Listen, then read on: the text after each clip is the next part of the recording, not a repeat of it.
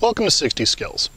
I was asked the other day by a student, what is Hermetics, or what is Hermeticism?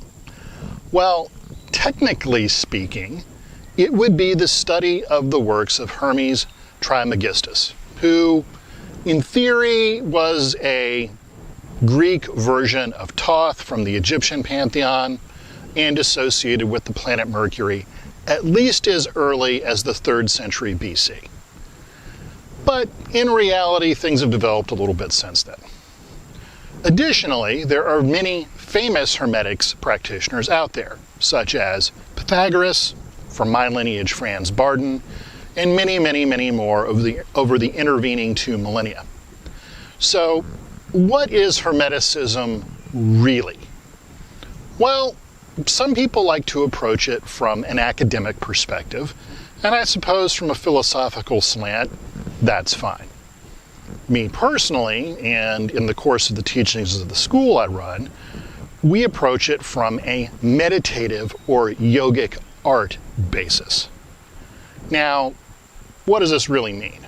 Well, basically, at its most base level, Hermeticism is, at this point in time, the Western way of meditation. Now, the Western way of meditation has a very long and varied history. Again, politics and human nature go hand in hand, so access to this kind of information hasn't been constant. The good news is, it never really died out either.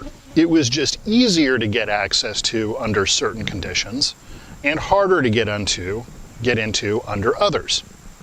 So, where was the real breaking point with this? Well, in Western civilization, the 1400s, 1400 AD, was when you went from a time period in which you could open and run a mystery school publicly, much like you have in Asia today, to where all of a sudden you couldn't. Now, why was this? Well, at the time there were a number of cults operating in Western Europe, particularly in France and Italy, the biggest of which were the Cathars. And quite frankly, these people were insane. I could get into a lot of details behind that, but you can research that on your own. So the authorities at the time, which largely consisted of the church, had to put down these cults in order to make sure that society could continue to function. Unfortunately, the openly operating mystery schools got caught up in this. Now, this resulted in something interesting. You see, today, if you want to learn these kinds of things in Asia, you go to an individual teacher. But in the West, all of the major techniques, in fact, were written down. And they were written down because basically the way this worked was you could make an excuse to go visit your teacher for a few days. Maybe you're dropping off some firewood or some bread or whatnot. They would give you a little bit of instruction. Then they would write down further notes as to what to do, and you would leave, and you would come back when you had learned that given technique. In Asia, this never happened, so by and large, the root techniques involved never got recorded.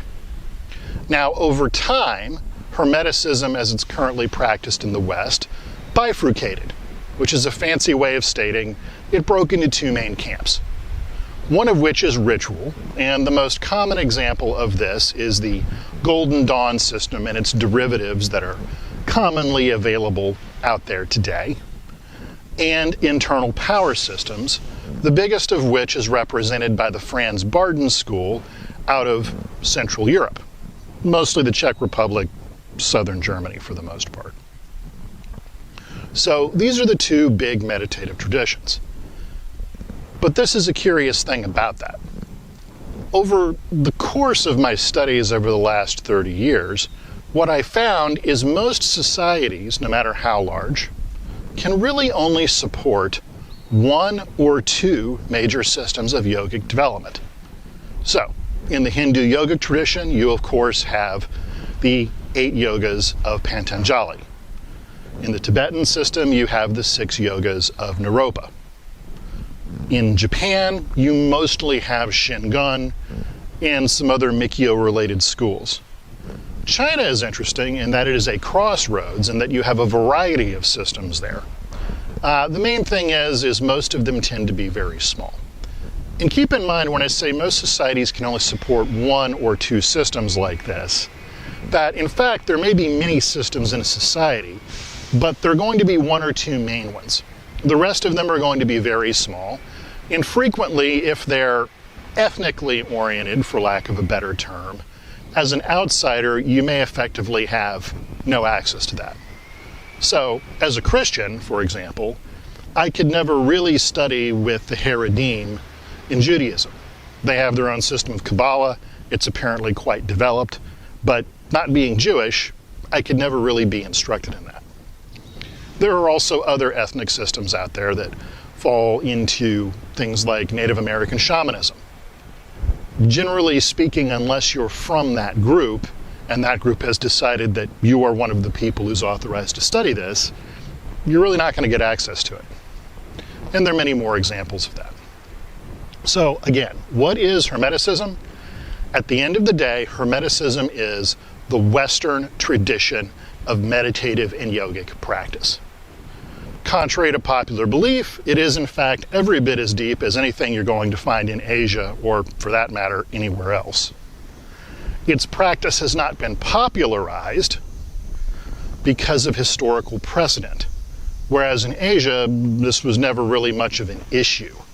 None of the governments, to include that of Mao Zedong in mainland China, were ever able to completely stamp this stuff out, and they were able to come back.